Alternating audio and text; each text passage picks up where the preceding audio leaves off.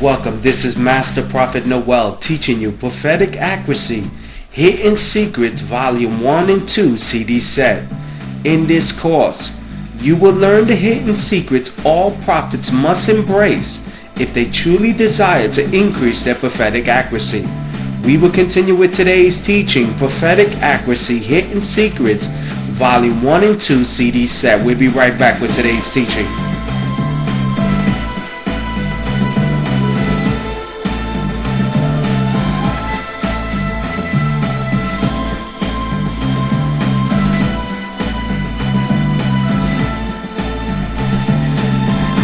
Now, come closer and let me reveal a hidden secret to you that has changed my life.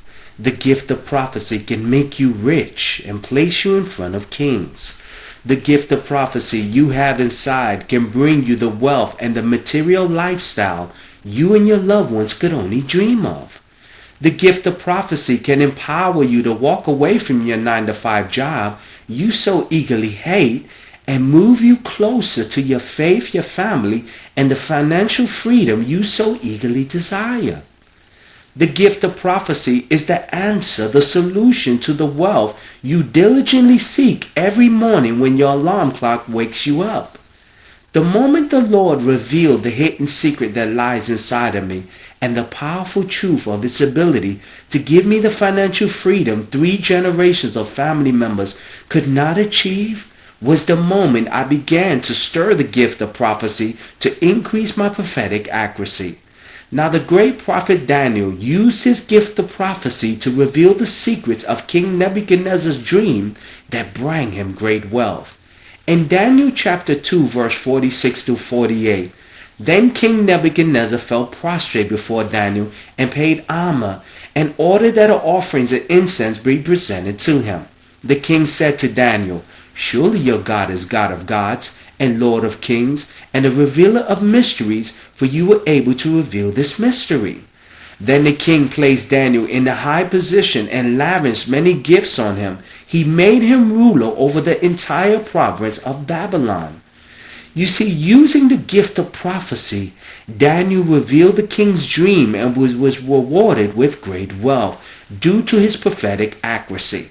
Now listen to a prophetic word I gave to this caller that was so accurate that he was so impressed with my word that he joined my school of the prophets and became a graduate. Listen closely to this prophetic word. What the prophet will say, Jesse, is that God is going to start moving you to make powerful decisions.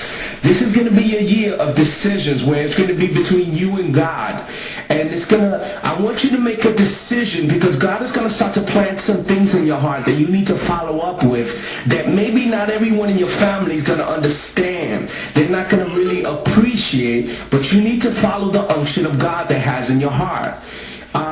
Some of the things that God is telling me that is going to deal with you, Jesse, is that I want you to contemplate that for 2010, you and your wife visiting the homeless shelters.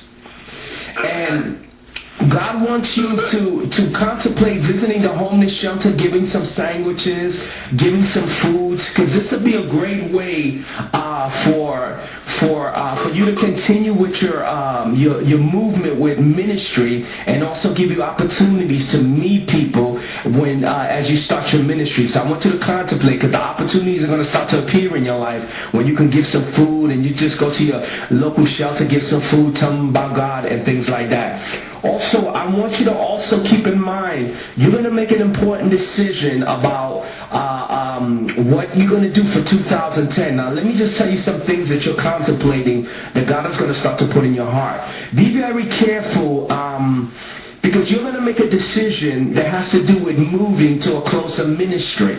And it's going to be something that you're going to be contemplating because there's a ministry there you got your eyes on. Do you understand what the prophet is saying? And it's going to be something that you're going to contemplate because you want to enjoy that ministry. You want to be a part of that ministry. But what I want you to keep in mind, there's nothing wrong with you enjoying the ministry and being blessed. But I want you to keep in mind, Jesse, that you have to start your own ministry, because you have to be very careful that a lot of ministers, they'll try to put you under their ministry and they'll stifle your growth. They'll stifle what God has called you to do. So have you and your wife been talking about maybe moving and getting closer to a recognized ministry that that you guys got your eyes on? Yes, we've been contemplating moving, and we were saying, we were going to fellowship, but we talked about that too. We would fellowship with other churches, but I remember what you said a while back, and we talked about, not getting too caught up. Yes. The ministry because of that same thing.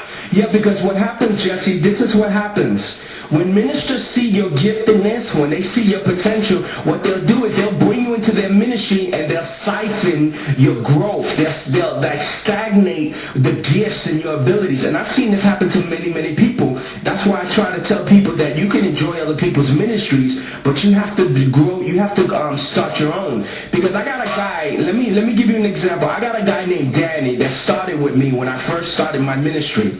And I prophesied to him that he needed to get out of this certain church. He didn't want to listen to me. He said, no, prophet, they're going to make me a minister. They're going to ordain me. And I kept telling him that that's not their intentions. Their intention is just to keep you to sit down and you to come pay tithes.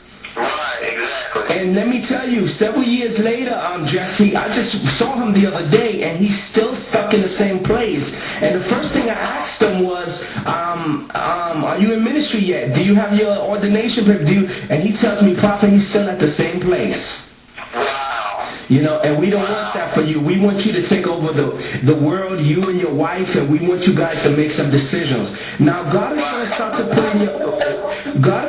to put in your heart, Jesse, 1 year. God, you're going to start to see that God is going to make a commitment to you that he's asking 1 year from you, Jesse, 1 year. And in this year of 2010, you have to give him this 1 year so that you can see the movement of God in your life. Because what God is going to do, Jesse, he's going to start to move you to do other things. I know you have plans for 2010. You were thinking about law school, but God keeps saying 1 year. Give him 1 year. Because in this 1 year, Jesse, he's going to move you in so many directions, and it's going to show you that your dependency is not in money or physical opportunities, and your dependency is going to be on God. He's going to move you in this 1 year in 2010. You're going to go with your wife. You're going forward. You're going to continue to work, and then God is going to start to cause new events that are going to start to appear in your life, and it's all going to be in the promise of 1 year. Wow. And Jesse, I want you to also keep in mind, I want you to continue to look for your angels.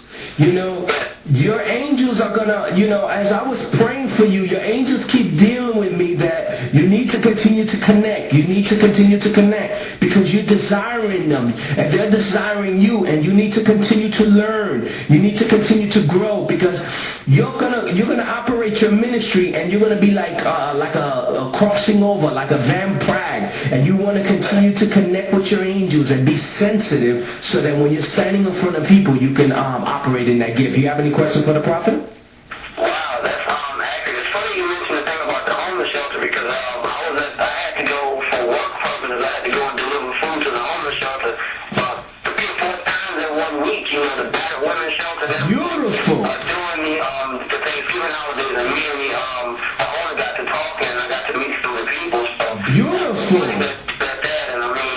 About the moving situation, that's so true because my wife and I were getting ready to move to Atlanta. Yeah.